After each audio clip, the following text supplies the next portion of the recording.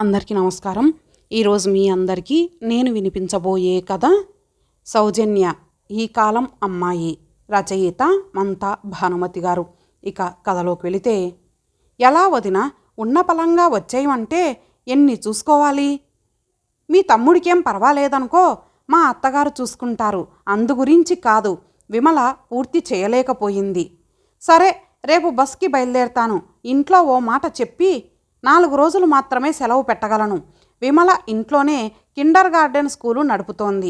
2 degree pass అయిన అమ్మాయిల్ని టీచర్లుగా పెట్టుకుంది. 40 మంది వరకు పిల్లలున్నారు. వీధి తలుపు టక్ టక్ శబ్దం. చెవిలో ఫోన్తోనే తలుపు తీసింది. చేతిలో కవర్తో ఒక కుర్రాడు. 25 ఏళ్లుంటాయేమో. వేసుకున్న బనీను మీద విహంగయాత్ర అని రాసుంది. ట్రావెల్ ఏజెంట్ కుర్రాడేనా? రేపొద్దున ఫ్లైట్కి బయలుదేరు. రాను పోను టికెట్లు ఇస్తాడు వాడు. వదిన ఫోన్ కట్ చేసింది. విమల ఆశ్చర్యంగా చూస్తూ ఉండగానే ఫోన్ కట్ చేసింది. ఏదో తీవ్రమైన సమస్యే. రాను పోను విమానం ఖర్చులు పెట్టుకొని రమ్మందంటే. అందుకే వదినగారి దాష్టికానికి కోపం రాలేదు. విమల ఒక్కగానొక్క అన్న హైదరాబాదులో రియల్ ఎస్టేట్ వ్యాపారం చేస్తాడు. ఆ మధ్యన వచ్చిన భూమిలో బాగా సంపాదించి బిల్డర్ అయ్యాడు.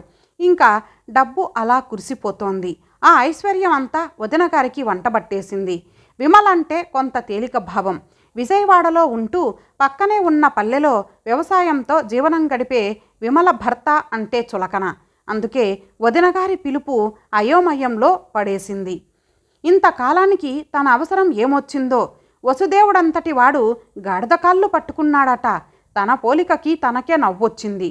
3 ఏళ్ల క్రితం సంక్రాంతి పండక్కి అది అన్నగారు పిలుస్తేనే వెళ్ళినప్పుడు వదినగారు తనని ఇంచుమించు గాడిదని చేసేసింది. బ్రహ్మాండంగా బొమ్మల కొలువు పెట్టి ఇంటికొచ్చిన ఆడబడుచుని 10 మందికి పరిచయం చేయలేకపోయింది. అన్నకి వదినకి మేనకోడలికి బట్టలు తీసుకెళ్తే ముక్కు చిట్లించి పక్కన పడేసింది. అంతేకాదు, ఆవిడ తనకి పెట్టిన బట్టలు ఎంతో నాసిరకంవి. ఆ తేడా కూడా తెలుసుకోలేనంత వెర్రిబాగులదనుకుంది. ఇంకా అన్నగారు ఇంట్లో ఉంటే 2 మాటలు. అంతలో బల్ల మీదున్న 4 ఫోన్లు ఒకదాని తర్వాత ఒకటి మోగుతూనే ఉంటాయి. అక్కడున్న ఒకే ఆశాకిరణం మేనకోడలు సౌజన్య. పేరుకి తగ్గట్టే ఉంటుంది. అది మాత్రం తను తెచ్చిన బట్టలు కట్టుకొని పేరంటాళ్ళందరికీ బొట్లు పెట్టింది. అత్తా అత్తా అంటూ అక్కడున్నంతసేపు తన వెనకే ఉంది. ఇంకా ఎప్పటికీ అన్నగారింటికి వెళ్ళకూడదని నిర్ణయించుకొని వచ్చేసినప్పటి నుంచి వారానికోసారి ఫోన్లో పలకరిస్తూ ఎన్నో విషయాలు ముచ్చటిస్తూ ఉంటోంది సౌజన్య. తనకి అమ్మలేని లోటు తీరుస్తోందనుకుంటుంది విమల. సౌజన్యన సమస్య అత్తతో మనసు విప్పి మాట్లాడుతుందని తెలుసుకొని ఉంటుంది వదిన. అందుకే ఇన్ని ఏర్పాట్లు చేసి మరీ పిలుస్తోంది. సౌజన్యకి 28 ఏళ్ళు వస్తున్నాయి. పెద్ద సాఫ్ట్వేర్ కంపెనీలో పెద్ద ఉద్యోగం. నెలకి 2-3 లక్షలు జీతం. ఇంతకాలం చదువు కెరీర్ అంటూ కాలం గడిపింది. వదినగారు కూడా అమ్మాయి అభివృద్ధికి ఆనందపడ్డం తప్ప అంత పట్టించుకోలేదు. ఇప్పుడు వేడి పుట్టినట్లుంది. ఎంత సుందర నగరం, ఎంతటి చరిత్ర ఉంది. ఇంద్రకీలాద్రి అందాలు, ఆ పక్కనే కృష్ణమ్మ సరాగాలు, పచ్చని పంటలు. తమ పొలాలున్న ఊరి మీద నుంచి వెళ్తుంటే విమానంలో పక్కనున్న గాజు కిటికీలోంచి విజయవాడ నగరాన్ని చూస్తూ అనుకుంది విమల. కనకదుర్గమ్మ సన్నిధిలో ఈ నగరంలో నివసించడానికి ఎంత పెట్టి పుట్టాలి.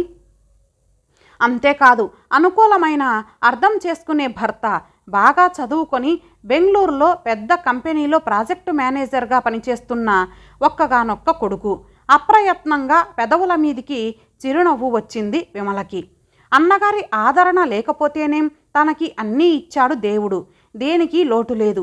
సీటు వెనక్కి జరుపుకొని వాలి కళ్ళు మూసుకుంది విమల. ఆడంబరాల మీద తనకెప్పుడూ మోజు లేదు. అందమైన చిన్న సంసారం.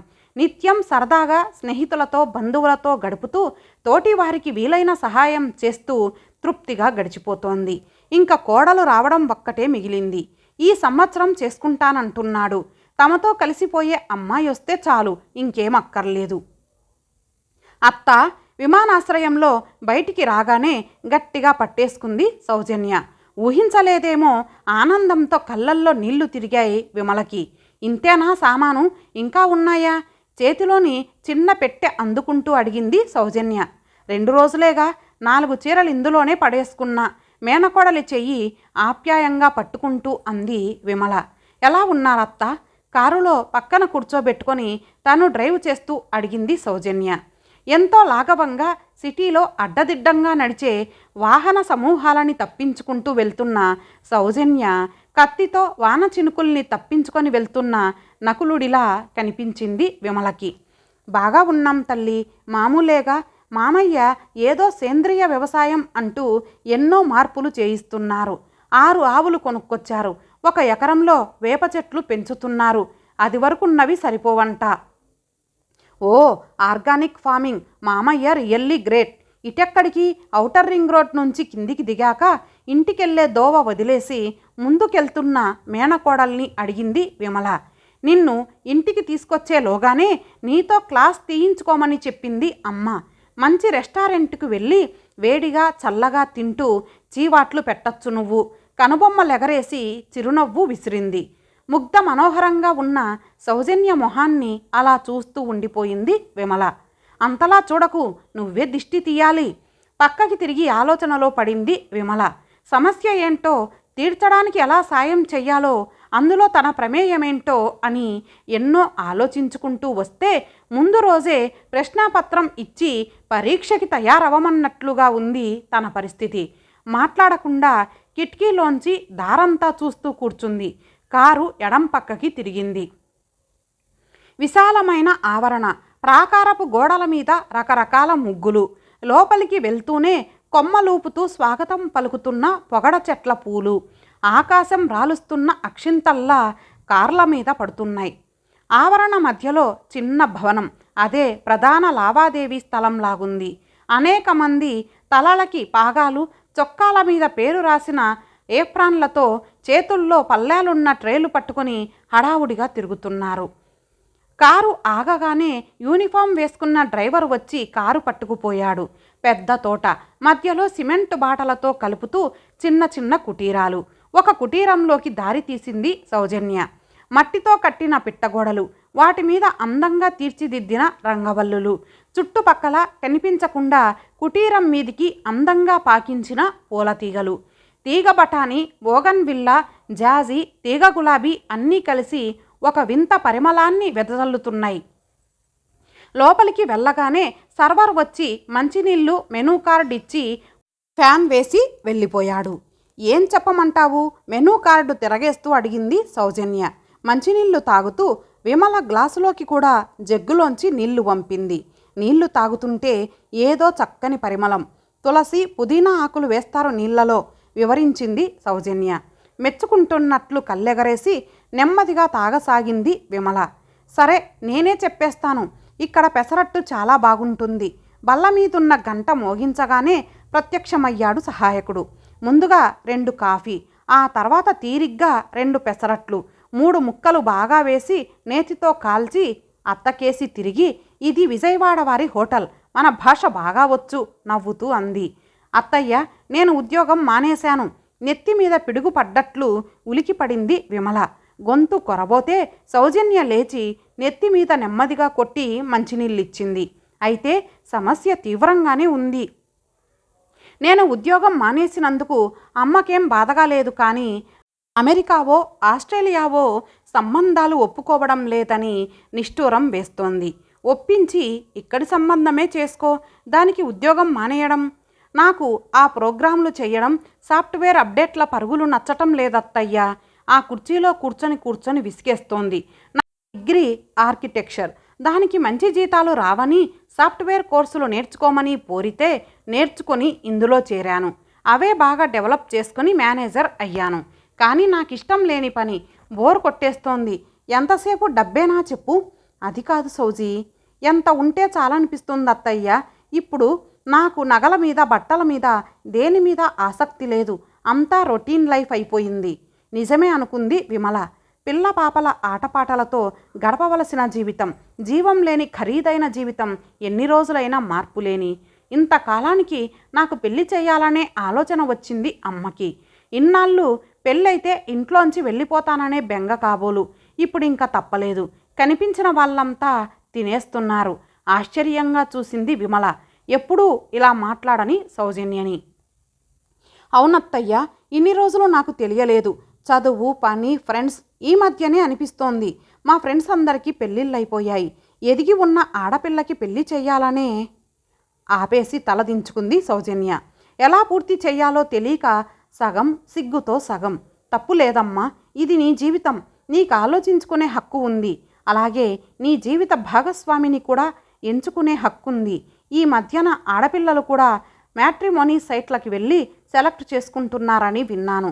అలా మన వాళ్ళ కుర్రాళ్ళెవరినైనా నీకు అన్ని విధాలా సరిపోయే అబ్బాయిని చూడొచ్చు. కావాలంటే నేను సహాయం చేస్తాను. నిజంగానా అత్తయ్య? మెరుస్తున్న కళ్ళతో అడిగింది సౌజన్య. అసలే నేను సాఫ్ట్వేర్ మానేసి ఆర్కిటెక్ట్ దగ్గర చేరానని మండిపడుతోంది అమ్మ. అవునా, నిజంగా చేరావా? ఎన్విరాన్మెంటల్ ఫ్రెండ్లీ కాటేజీలు డిజైన్ చేసి కంపెనీ. చాలా ఎంజాయ్ చేస్తున్నాను. జీతం తక్కువే, కానీ మాకేమన్నా డబ్బు తక్కువ చెప్పు. రోజు గొనుగుతూ ఉంటుంది. అది పర్వాలేదులే, నేను నచ్చచెప్తాను. కంప్యూటర్ కుర్చీలో కూర్చుంటే పిల్లకి మెడ నొప్పెడుతోందని, నరాలు పట్టేస్తున్నాయట అని, ఆరోగ్యం ముఖ్యం అని ఆవిరి వదులుతున్న పెసరట్టు పట్టుకొస్తున్న సర్వర్ని చూసి ఆపేసింది విమల. థ్యాంక్ యూ సర్వర్కి చెప్పి గిన్నెలో విడిగా ఉన్న నెయ్యి తన అట్టు మీదికి వంపుకుంది సౌజన్య. నీకు కూడా వెయ్యనా? ఇప్పటికిప్పుడు వెన్న కాచిన నెయ్యి ఇస్తారిక్కడ. బిత్తరపోయి చూసింది విమల. అవునత్తయ్య, నెయ్యి, నూనె హాయిగా తినచ్చు. అన్నం, రొట్టెలు వగైరాలు మానేసి. ఇప్పటి థియరీ బాగా పనిచేస్తోంది. నిగనిగలాడుతున్న సౌజన్య మొహం, చేతులు, చక్కని శరీర సౌష్ఠవం చూస్తూ తల ఊపింది విమల. ఇంతకీ ఎవరా అదృష్టవంతుడు? మా బంగారం ఎన్నిక చేసుకున్నవాడు? డొంక తిరుగుడు మాని విషయంలోకి వచ్చింది విమల. అది ఎల్లుండి నీ తిరుగు ప్రయాణం రోజున చెప్తా. అప్పటి వరకు మీ వదినకి తెలుగు మాట్లాడే, తెలుగుదేశంలోనే ఉండే అల్లుడు వస్తాడని చెప్పి కన్విన్స్ చెయ్యాలి. అతను వ్యవసాయం చేస్తాడు, సిటీలో ఉండడు. నేను కూడా అక్కడే ఉంటాను. గుండె గుబేలు మంది విమలకి. ఇదేమంత చిన్న సమస్య కాదు. అమెరికా కాకపోయినా హైదరాబాదు హైటెక్లోనో జూబ్లీ హిల్స్లోనో ఉండే అల్లుడైతే సర్ది చెప్పవచ్చు. కానీ నువ్వు ఈ సంగతికి బెంగపడద్దత్తా. అది నేను మేనేజ్ చేస్తాను. కాస్త చల్లబర్చు అంతే. ఇంకొక ఫేవర్ చేస్తావా నాకు? ఎదురుగా ఉన్న మేనకోడలి చెయ్యి తన చేతిలోనికి తీసుకొని నిమిరింది విమల. ఒకవేళ అమ్మ ఒప్పుకోకపోతే నా పెళ్ళి నువ్వు చేస్తావా? ఆ తర్వాత ఏ ప్రాబ్లం వచ్చినా నేను చూసుకుంటాను. అమ్మ నిన్ను ఏమీ అనకుండా చూస్తాను. నాన్న ఏమీ పట్టించుకోరానుకో. తప్పకుండా తల్లి, నువ్వు నా కూతురే అనుకుంటా. అయినా నువ్వంటే ప్రాణం వదినకి. వదులుకుంటుందనుకోను. నిమురుతున్న చేతిని గట్టిగా పట్టుకొని అంది విమల. వదిన గారికి నచ్చజెప్పటం, ఓదార్చడం అనుకున్న దానికంటే కష్టమే అయ్యింది విమలకి. విమల ఉన్న గదిలోనే పడుకొని అర్ధరాత్రి లేచి కూర్చుంటుంది. సౌజన్య పుట్టినప్పటి నుంచి జరిగిన విశేషాలన్నీ మరీ మరీ తలుచుకుంటుంది. మధ్య మధ్య వెక్కిళ్ళు. అప్పుడు మాత్రం ఊరుకోలేకపోయింది విమల. ఏంటొదిన, ఏమయ్యిందిప్పుడు? పిల్ల శుభమా అని పెళ్లి చేసుకుంటాను అంటుంటే ఆ శోకాలేంటి? ఆపుతావా లేదా? లేని చనువు తీసుకొని గట్టిగా కోప్పడింది. పర్వాలేదంటావా? పల్లెటూరట, బాగా చూసుకుంటారంటావా? ఎంతో గారాబంగా అడిగింది. అడిగినట్టు అమర్చాం. ఏ కష్టం తెలీదు. తప్పకుండా చూసుకుంటారు. సౌజీ బంగారు తల్లి. ఈ కాలం అమ్మాయి. అందరితో చక్కగా మసలి కలిసిపోతుంది. నువ్వు చూస్తావు కదా. ఒక్కేడాది అయ్యాక వాళ్ళు సౌజీని వదల్లేమంటారు. అయితే మా ఇంటికే పంపరా? గొంతులో జీర. వదిన గారిని చూసి తల పట్టుకుంది విమల. అబ్బా, వాళ్ళు పంపకపోతే నువ్వే వెళ్ళి వస్తూ ఉండు వారానికోసారి.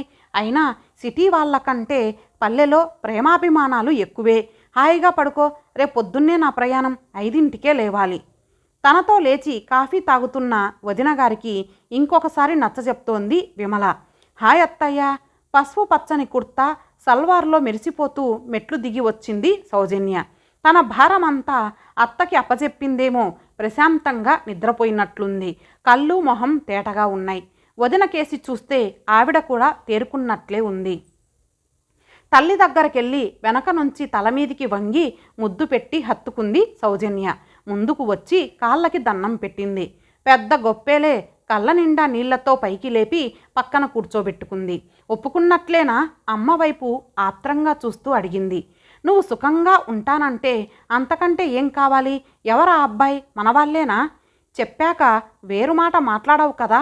కులం, మతం అంటూ ఏం అనదురా, నాది గ్యారెంటీ. మీ అత్తయ్య మంచి లాయర్ అవ్వాల్సింది. టఫ్ కేసుని ఇట్టే తేల్చేసింది. విమల అన్నగారు లోపల నుంచి వస్తూ అన్నాడు. సౌజన్య తండ్రి దగ్గరకు కూడా వెళ్ళి కాళ్ళకి దండం పెట్టింది. ఇంతకీ ఎవరా లక్కీ ఫెలో? ఇతను కూడా జాబ్ రిజైన్ చేసి వాళ్ళ ఊరెళ్తున్నాడు. ఆర్గానిక్ ఫార్మింగ్ ఆధునిక పద్ధతుల్లో చేయడానికి. సెల్లో ఫోటో తీసి చూపించింది. గబగబా లేచి భర్త పక్కకి వెళ్ళిన విమల వదినగారు నోట్లో మాట లేకుండా నిలబడిపోయింది. విమలని ఫోటోని మార్చి మార్చి చూస్తూ విమల అయోమయంగా చూస్తూ లేచి అన్నగారి చేతిలో సెల్ అందుకుంది. నవ్వుతూ చూస్తున్నాడు కృష్ణమోహన్. విమల ఒక్కగానొక్క కొడుకు. ఇంతటితో ఈ కథ సమాప్తం. మరలా మరొక మంచి కథతో కలుద్దాం. అంతవరకు సెలవు. నమస్తే.